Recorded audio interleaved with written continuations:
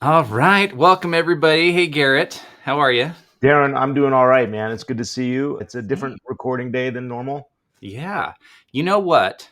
There's something interesting that we should announce today. We just crossed our year mark, dude. Yeah, what is this? Episode 52, right? One a This week. is, I think so. I think we're at episode 52, or maybe we're recording 53, but Wow. this next week is like the overlap of our first episode and 52. So that's kind of fun.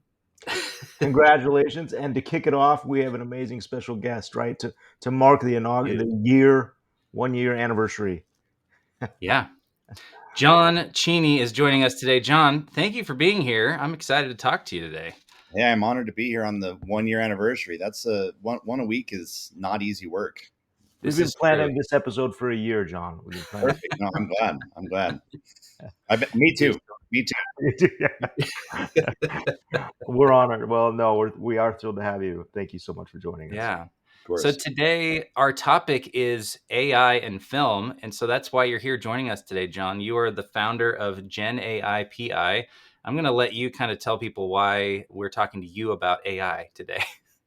Well, awesome. Hey, you know what? Excited to be here. I don't know if I'm the most qualified to talk about AI and film, but here's the thing. I'm really good at AI and know a lot about it, and I really like to watch movies. So maybe that does qualify me, right?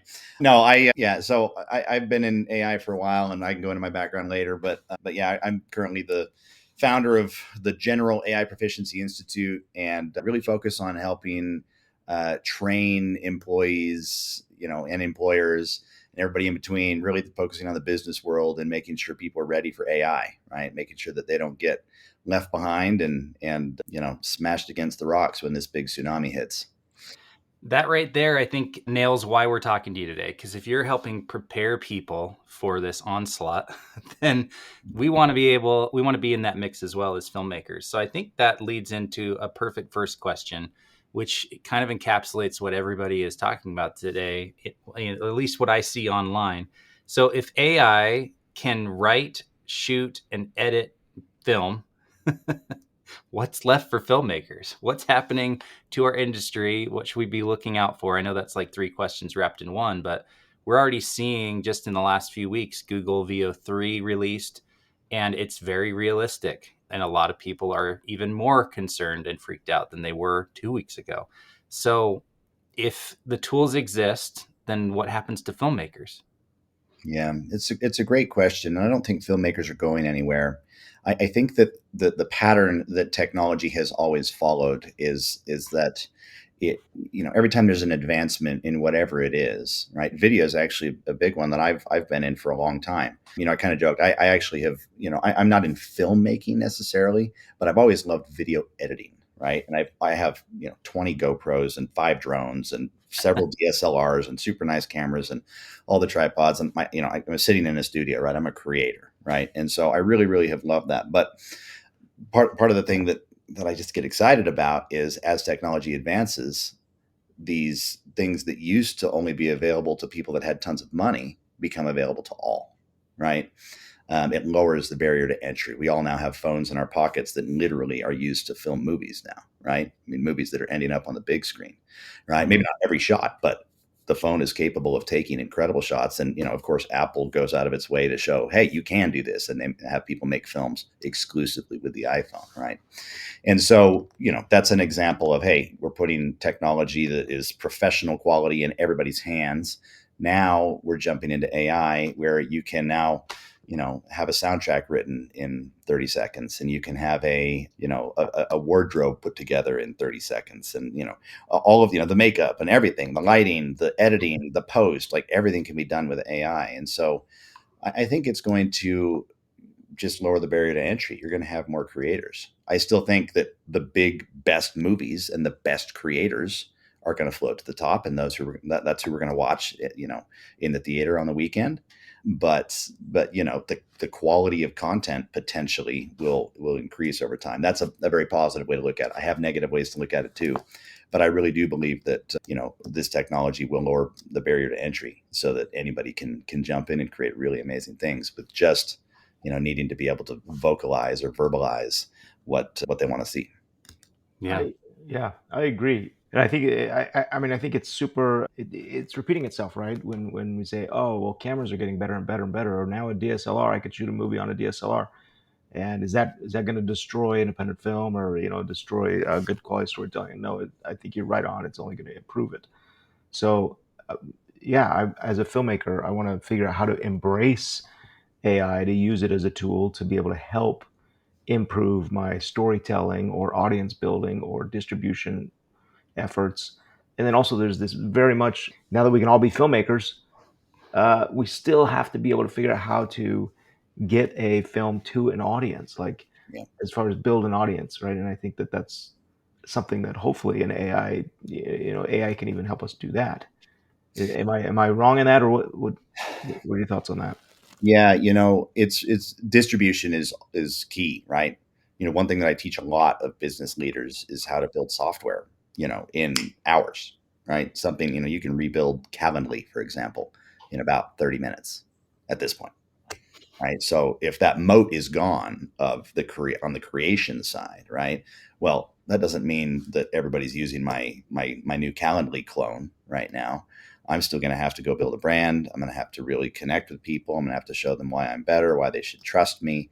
A lot of these words, connection, trust, humanity, like those things are going to mean a lot more in this day of AI.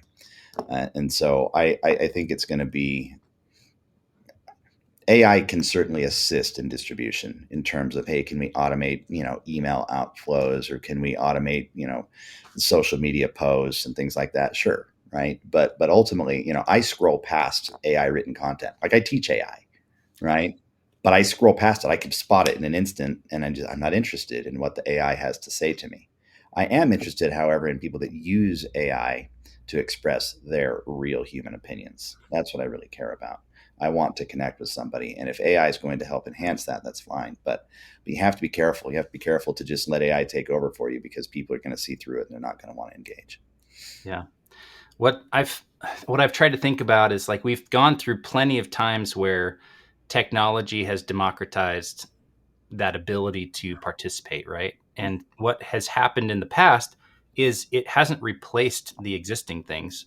It's in addition to. So it's like I think we started with radio, right? And that was probably the earliest one. And then we added silent films, and that radio didn't go away. And then we added talkies, and then we added color, and then we added TV, and then we added streaming, and we still have movies in theaters. We still have TV that's happening, right? It might be shifting, it might be changing and adapting, but every time a new technology has come out, from what my limited knowledge, it just means that there's more. And so that's not a question, that's just an interesting context, because I think what happens then when it's democratized is it gets noisy. There's more content. I mean, you look at the difference between pre-social media and short form video and now, and we have a lot more content that's coming out every day that is, vying for our attention. And we only have so many hours in the day. And so what's happening is that, in addition to, we have more noise and it's harder to get the signal. But I think that goes back to what you were just talking about, which is that ability to connect with an audience is really what's going to be the most valuable asset or attribute for filmmakers going forward. Do you agree? I guess is my question. Yeah, I mean, because content can be created so easily today, right? Bad content just doesn't cut it. You can't fake it, right? Even good content creators struggle, now in order to say you made it, on a piece of content, you went viral, right? You have 1 million views, 2 million views, 10 million views. If you just get 2,000 views on something, that's fine. Maybe a few people saw it and that's great. But the reality is, you're still at the bottom of the barrel, and you gotta really, step up your game in order to come through that sea of noise, right? If you want to be part of the signal, you gotta really stand out. And whether it's created with AI or not, that's not going to change. I think it's going to get harder, of course, to stand out. But another thing that is kept, crossing my mind here is, a lot of this talent that's worried about, like, where am I going to go, right? Where am I going to where am I going to make money? How am I going to feed my family? Right? From the makeup artist to the wardrobe designer to the actors themselves, right? If they can be replaced potentially. I think that live entertainment actually, just from, plays, musicals, live comedy, whatever. I think that live entertainment, real human connection there is going to go through a new kind of renaissance. I think we're going to see a huge uptick. A lot of talent that's been in Hollywood is going to be forced to find new ways to make money. And I'm guessing they land on that physical real life experience. That's going to be where the premium starts to live. Interesting. Yeah.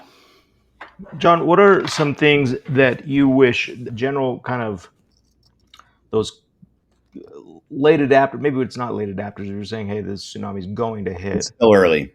Okay, all right. So Very what are guys like me who are like, okay, all I want to do is make movies. Like that's my goal. That's how I want to feed my family. And I'll continue to do that. AI or iPhone or whatever else new technology comes out and helps and enables me to do that. What should I know?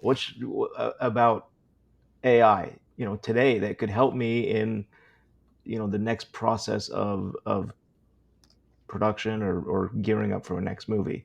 Is that a fair question? It is. It is. And I think the easy answer is, and it's not an easy process, but it's an easy answer, is you just have to be trying everything. Right. I mean, Okay. the best way to know what's out there is to just go out and play with it. Right. Pay for Veo 3. It's $250 right now is about what you got to pay in order to really start playing with it at any type of scale. But play with that.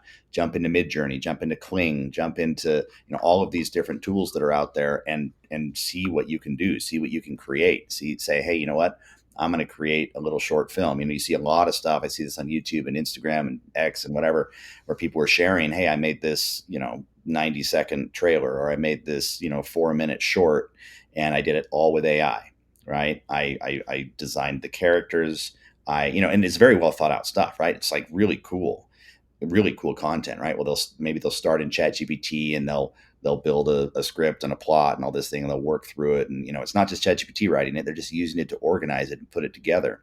And then they'll use something like ChatGPT as well to then build prompts that can successfully create characters, maybe in Midjourney, or scenes in Midjourney. And then they'll take those beautiful scenes that have been created and they'll pull it over to something like Veo and say, all right, let's now bring this to life, and let's have this character consistency and things that are now capable or possible with AI that weren't even 3 months ago, right? Where so the reality is, if you want to be a filmmaker, then go be a filmmaker, right? And use AI. You got to figure out how to do it. If you don't know how to do this and your competitors are doing it, they're gonna build their amazing blockbuster with a $40,000 budget, and you're still spending 4 million, right? And or 40 million or 400 million, right? Depending on the scale. Obviously, this is all depending on Sure. what you're looking at. But the point is, now for a few $100s, maybe a few $1,000s, because video is actually one of the most expensive use cases of AI right now. It eats a lot of credits, and you got to pay a little bit of money. But comparatively speaking, right? I did a shot. I created a shot. I went to see the new Mission Impossible movie, right? And Tom Cruise is just a genius, right? The GOAT. And so I came home and I said, I'm going to recreate one of his crazy shots where he's on the plane, whatever. I'm going to do it in Veo, and I did it. And it took me maybe 4 tries to get the prompt right. But now here's this guy, super action scene. You've got music in the background. I made it raining. He jumps from one plane to another, and I created that scene all on my own with a few prompts, and I'm not a filmmaker, and I'm putting out a Hollywood studio, a Hollywood quality. Now granted, it's only 8 seconds, right? It's only an 8-second clip, but piece together enough 8-second clips, and you've got yourself a movie. Yeah. Yeah. I'm thinking about the filmmakers that are just getting started, who constantly ask, how do I raise money for my short film? What's the best way to get crowdfunding or equity or donations or whatever it might be? Mm-hmm. And the idea of waiting for permission or waiting for financing, I think, has to go away. People can literally, like you said, get on one of these platforms, make their short film for a few $100s Mm-hmm. and time. And like, if you're a writer or if you're a director, like, I think you're going to be so much better off and so much farther ahead if you have done 5, 10, 20 AI generated short films, as in 5, 10, 20. I have a vision, I understand timing, and you're you're just going to have more chops than waiting around for that same amount of time for someone to give you a chance to get on set and do it with humans. Well, you hit a critical point that I want Yeah. to hit and then keep going. But I work with a lot of entrepreneurs. I'm an entrepreneur, and that's really where I've kind of made my mark in the world. I've raised tens of millions of dollars. I started a company back in 2016, sold it a few years ago, and it was in the augmented reality space, actually, right? So it's been I'm in this kind of tech, and visual space, and really have always loved those things. But the thing that I'm teaching right now is I teach a course that I do quite often that's called How to Build a Business with AI in a Weekend. And one of the things that just blows my mind is the type of things that you can create now with almost no risk, right? In order to just get your, even just a pilot episode for a TV series or something like that, right? It has historically cost, at least tens of thousands of dollars, if not hundreds of thousands of dollars, or millions if you're really going all in. But now you can do that again for a couple $100 in the same way, right? You can now build a piece of software. You can go get your first customers literally by next week. You come with an idea, you build the software, you have your first customer by next Thursday. And that almost eliminates the risk. And I love that. I love that MVP. An MVP can be, I raised millions of dollars for my startup back in 2016 because I didn't know how to write software. I had to go hire really expensive developers, and then we had to work on it for 18 months to build it. Then I got my first dollar. And so I'm already several $1 million.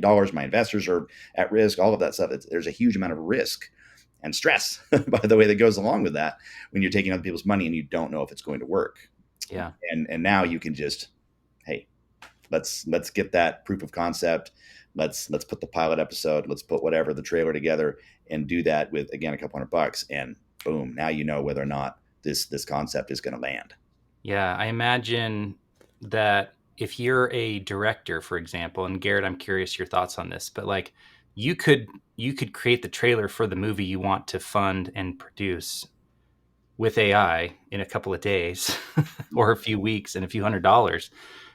Like, how much easier would it be to go in and say, this is the movie we're making, this is what it's going to feel like, sound like, look like? We're going to do it with humans, and we're going to make it more realistic than it already looks. But like that compared to a pitch deck or a sizzle reel or an animatic or a storyboard, to me seems like a huge opportunity. Yeah, I agree. I mean, I think any time, and we've seen this, Darren, in pitching, anytime we can eliminate that gap between imagination and actual, that's a good thing. So for the investor that says, if you go and say, imagine this, and say, okay, well, that didn't work. Well, let's show them a drawing. Imagine this is a movie. And then, no, that didn't work. And now I've actually done pitches where obviously these rip reels where you're stealing scenes from other movies and cutting them together, and I put the investor's name on as the executive producer. Like, imagine, and they go, "Oh, okay, that's easy for me to see."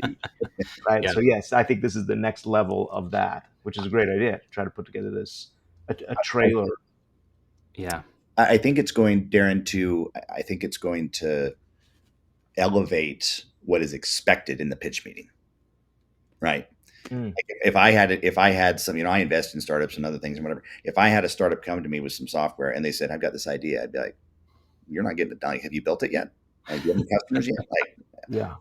come back to me. Like, sounds like a cool idea. Go prove it, right? Go build something. Go get your first few customers. I don't care if you have 10 customers. Come back to me after you've built it and you've proven that people actually like this and want to pay for it. And then I'll really look at. But now, yeah, you're going to have one guy that walks into a pitch meeting for this movie and says, hey, here's my script, here's my ideas, and they're like, okay, cool. Do you have do you have anything to show me? Oh no, we haven't raised any money yet. Okay, well, can't you invest $1,000 in maybe a few nights, to figure this out and try to show me something, right? I mean, that it's really just going to elevate that process. Yeah. One of the things you said, John, that's really kind of resonating with me is, I asked about what do we need to do, what do I need to know, and as you talked about the different opportunities and solutions, you kept coming back to the concept of it being well thought out, right? And I think that that's one thing that isn't going to be replaced it's not going to replace the person creating the film or the art, right? And you're saying, hey, here's an idea, right? We're going to initiate this idea, and I'm going to think through it. I might create different examples on AI and things like that, but John, you said it has to be well thought, whether it's a business or a film or a story. And an actor on set, I don't know, isn't going to respond to a cleverly written ChatGPT prompt. Like, you have to really kind of think through what you're doing and be able to communicate that very well.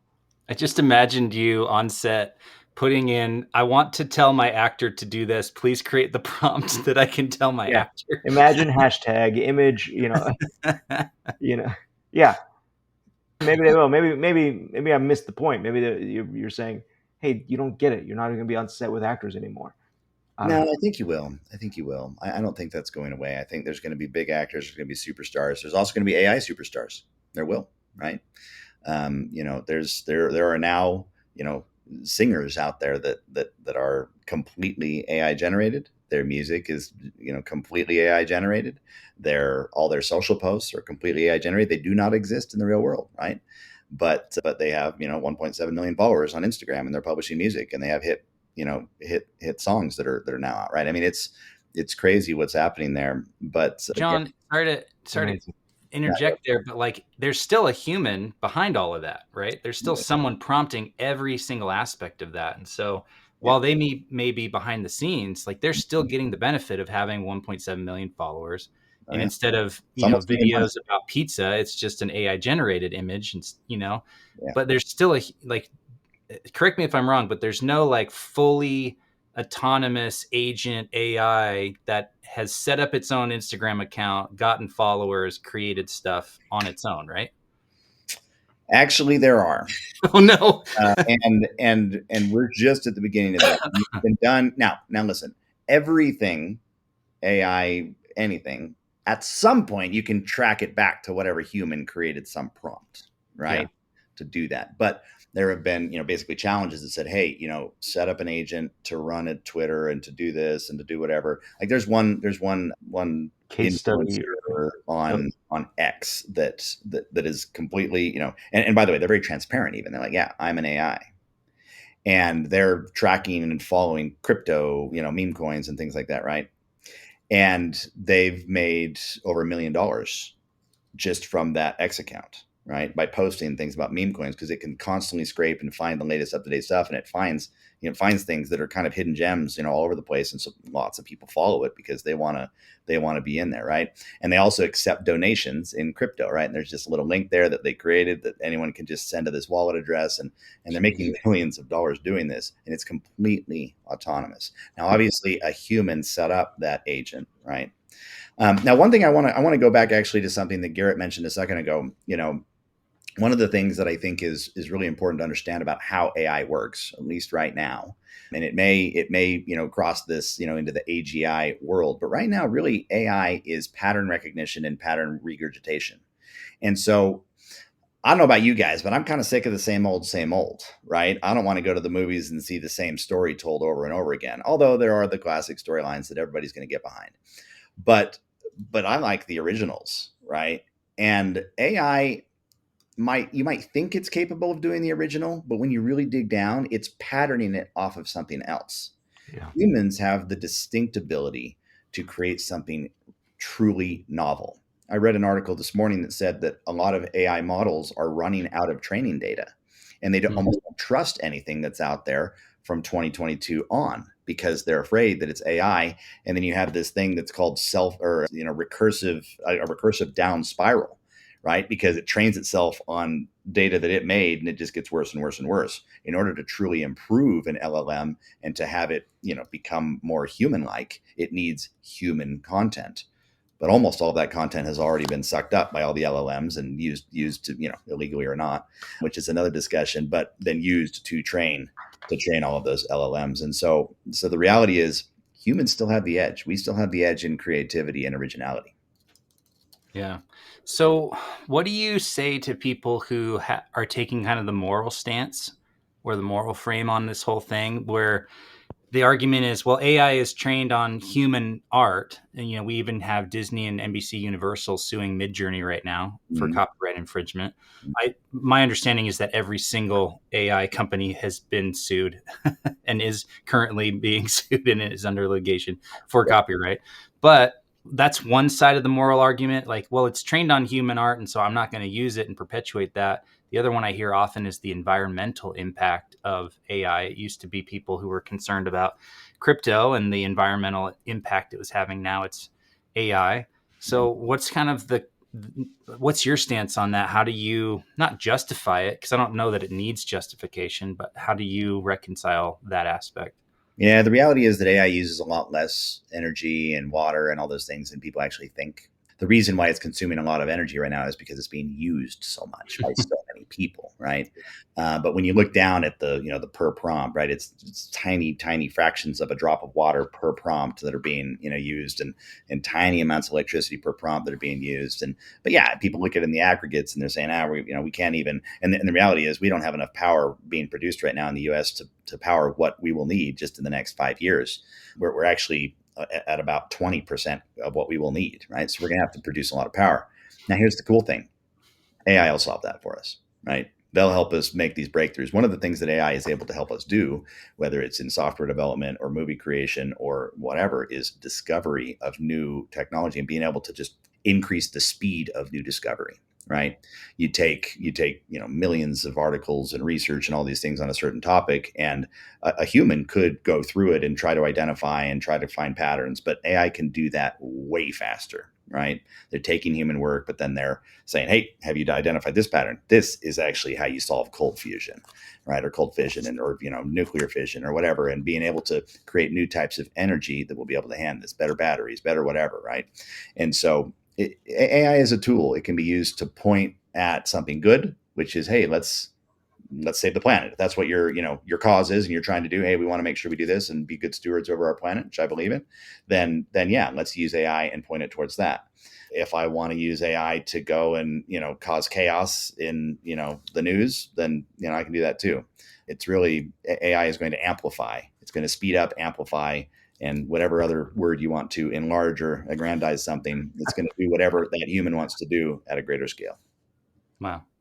That's a big idea right there.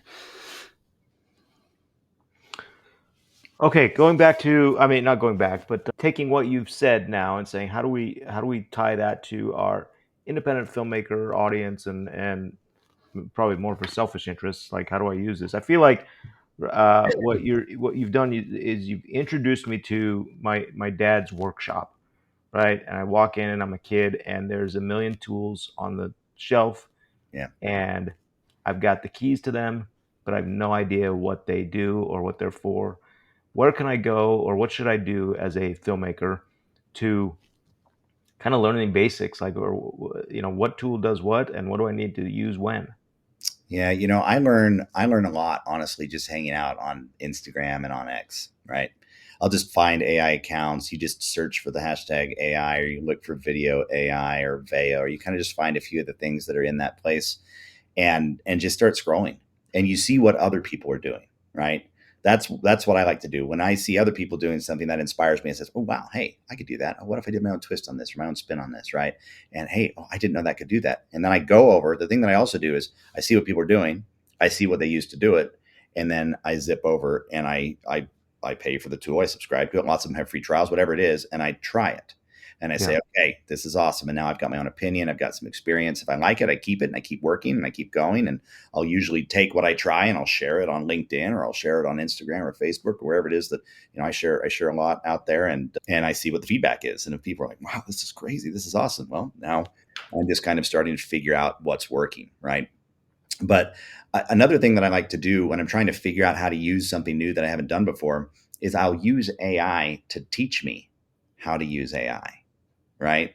And so you can use, whatever your preferred, AI is, whether it's Grok or ChatGPT or Anthropic or whatever it is, Perplexity, go in there and say, hey, I want to create a short, I want to try creating a cohesive, 1 minute, scene, right? With, using AI tools. I'd like to use, Google's, Veo. 3, I'd like to use Sora. I'd like to use, whatever it is that I want to do in terms of, audio and all this stuff. Although if you use Veo 3, you can just do it all in one.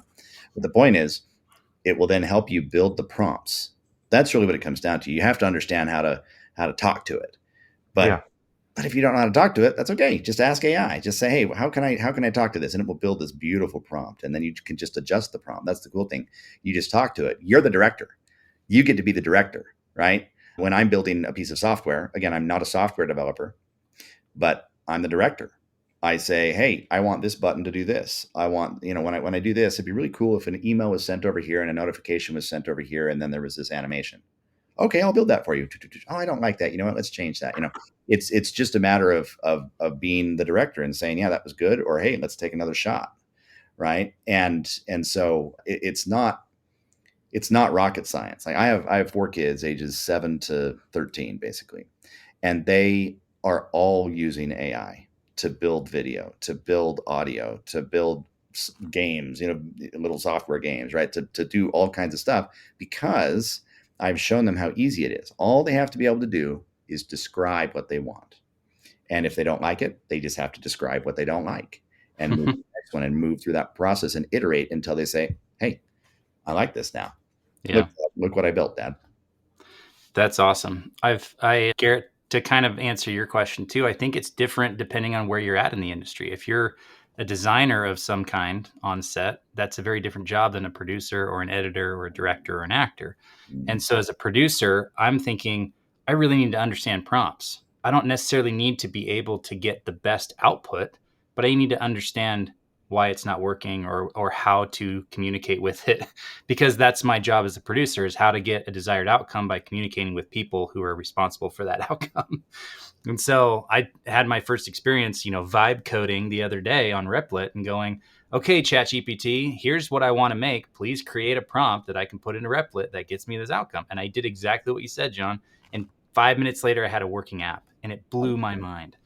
And so you apply that to film. I haven't actually done it yet, Garrett, but you apply that to, hey, I need a 1 minute sizzle teaser trailer for this movie that I'm going to go and get financing for.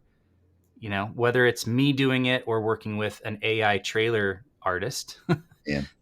I need to understand how that works. So as a producer, it's more understanding of the communication, the interactivity of it all, and how to get the outcome. Whereas if you're a technician, if you're a designer, if you're an editor, you really need to understand and be in that tool every day and understanding how to use it as a tool, not as a voice to replace you, because we want your human element.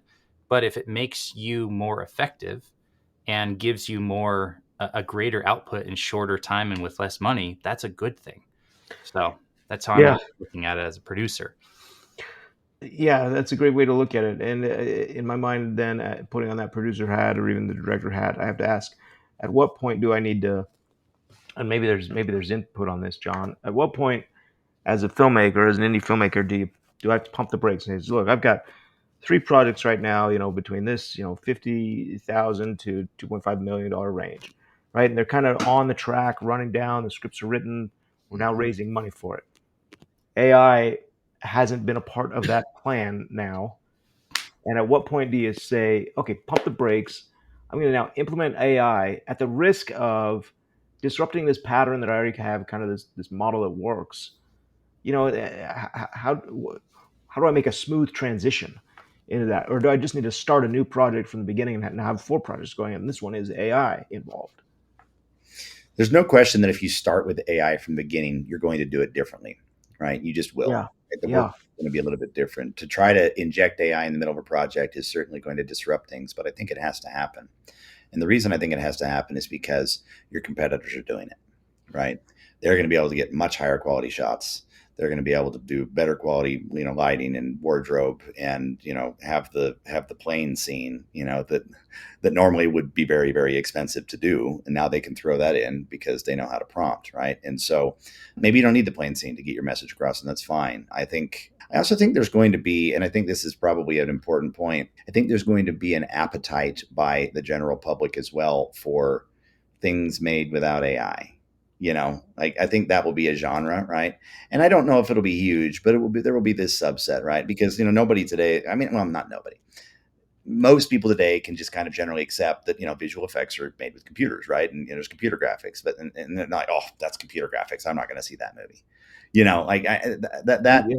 Yeah. there are probably some purists maybe that are still like, I really want to be the, Steven Spielberg approach, Star Wars, let's make it as real as possible. And people will appreciate that. People will still do that. Steven Spielberg will still do that, but then he'll fill in the gaps with AI and with visual effects and whatever it is. And the reality is it's just another tool. It's another tool in the basket. And so if you're an indie filmmaker, you can't ignore the tool. You got to dive in.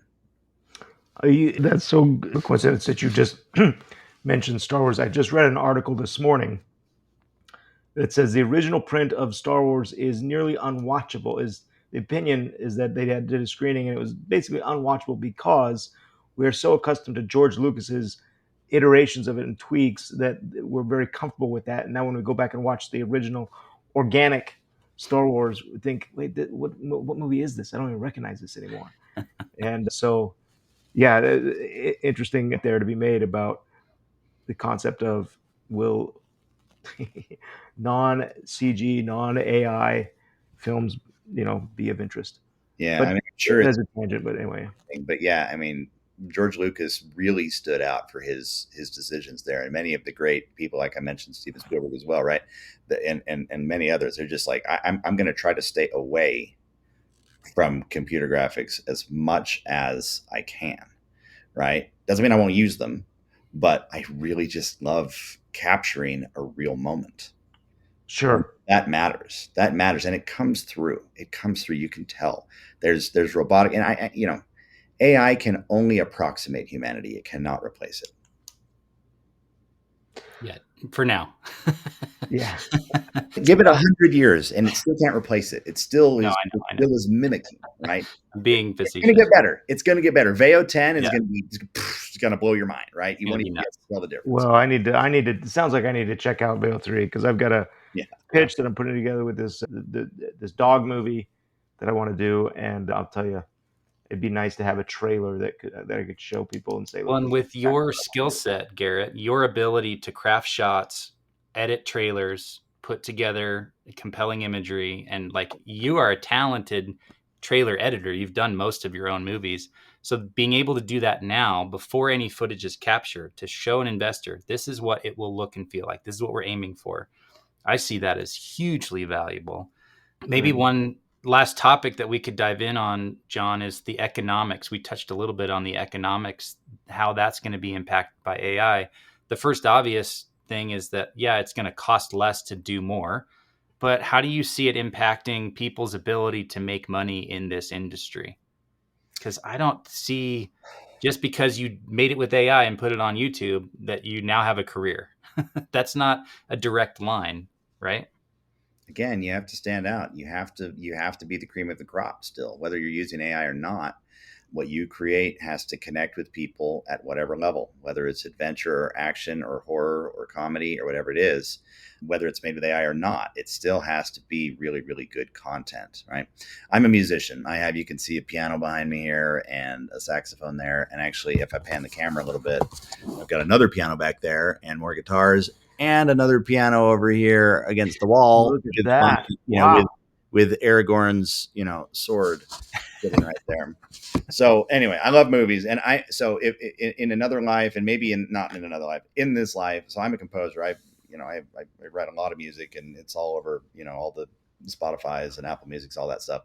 But I'm going to score film, right? That's what I'm going to do as I continue to grow up. I love that I've always been a pianist and composer, and that's part of why I love movies so much, is the music itself, right? And I can tell you this is what's scary. A massive percentage, it's something like 35% of all music today on a daily basis that is submitted to Spotify is created by AI. Today, June 20th, 2025, over a third is AI generated, right? And so how do I, as a mere mortal, compete with that, right? And the reality is the music's good. It's really good.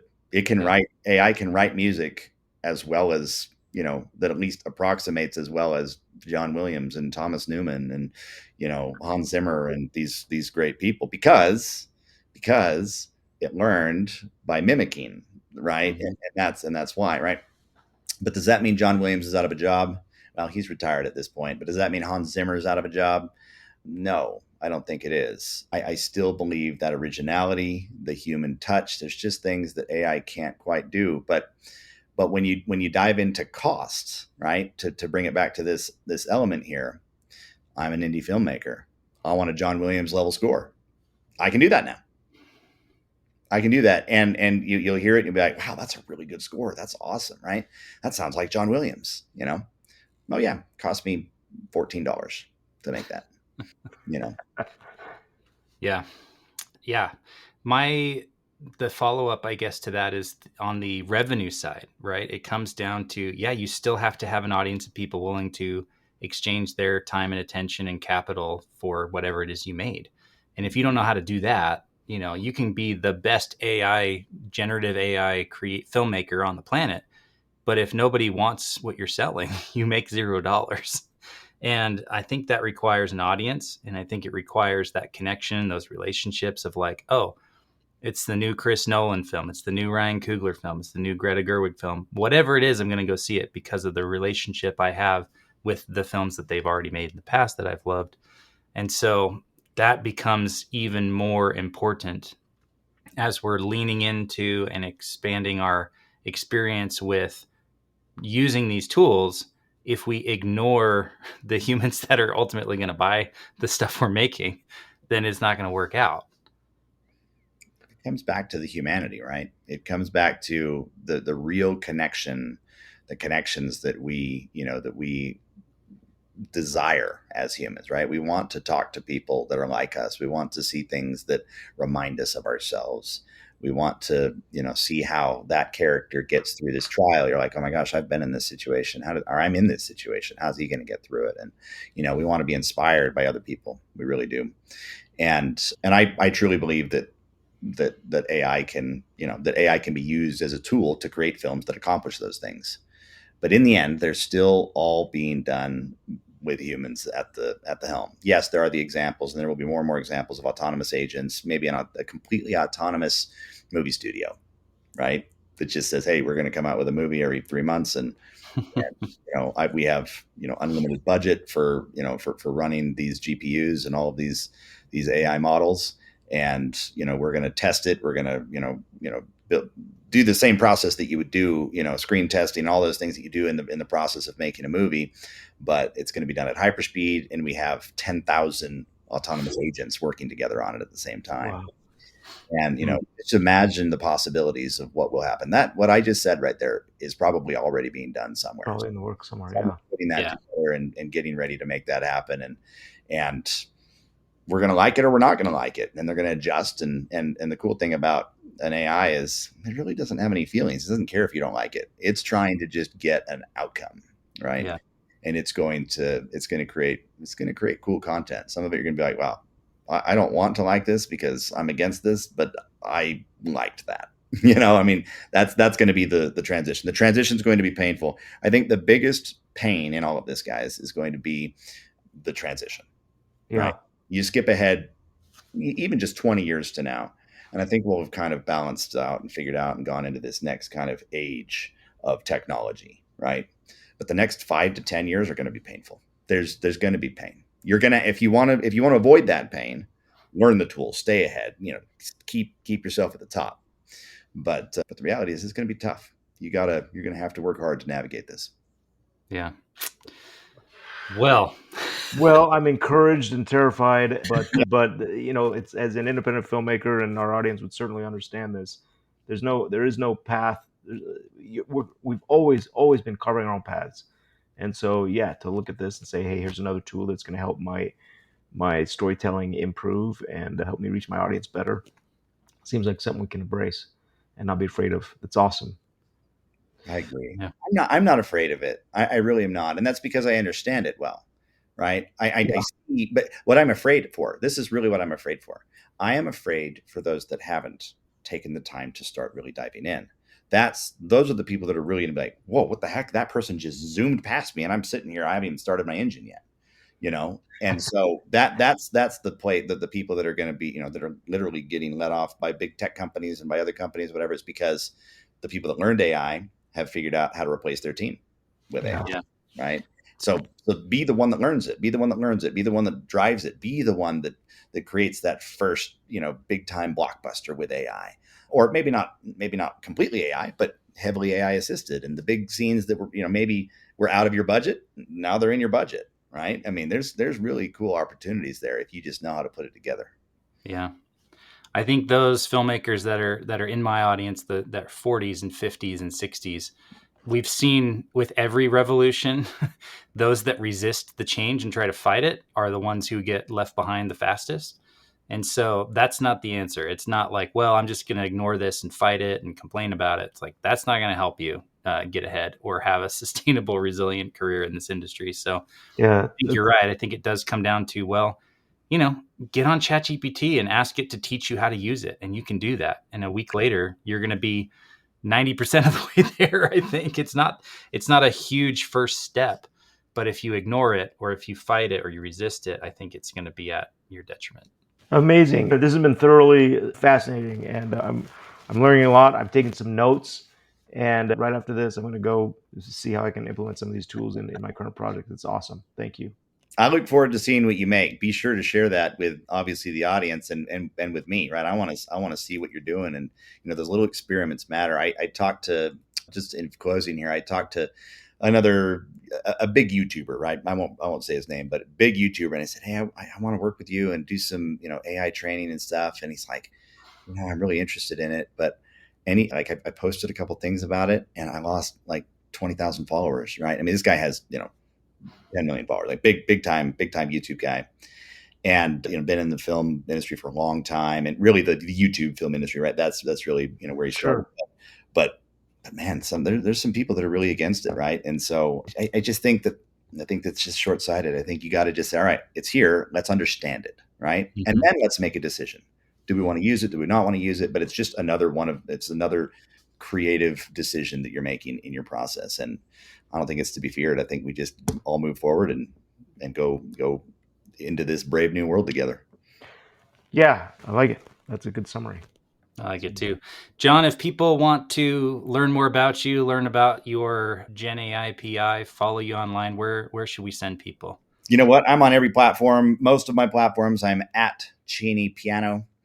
Instagram, Facebook, X, whatever. I have a pretty solid following and presence on all of those. Big on LinkedIn. If that's yours as well, just look me up, Jon Cheney, and then genaipi.org, Gen with a G, genaipi.org is if you want to learn AI and do it with me and my processes, then jump on in. I'd love to chat. Would love to help you guys. But really grateful to be here today. Both Daren and Garrett, really a pleasure to discuss film and AI. Awesome. Thank you so much for coming on, sharing all your insights with us. I'm sure we'll get lots of questions. We may do a round 2 for this. Yeah, we'll have to follow up with you. Yeah, for season 3, year number 2, Jon. You consider yourself booked. Perfect. Yeah. Once we hit the 2-year anniversary, 1 year from now, let's do it. I'm ready. Boom. Done. Hey, man. Thanks. Thanks, Jon.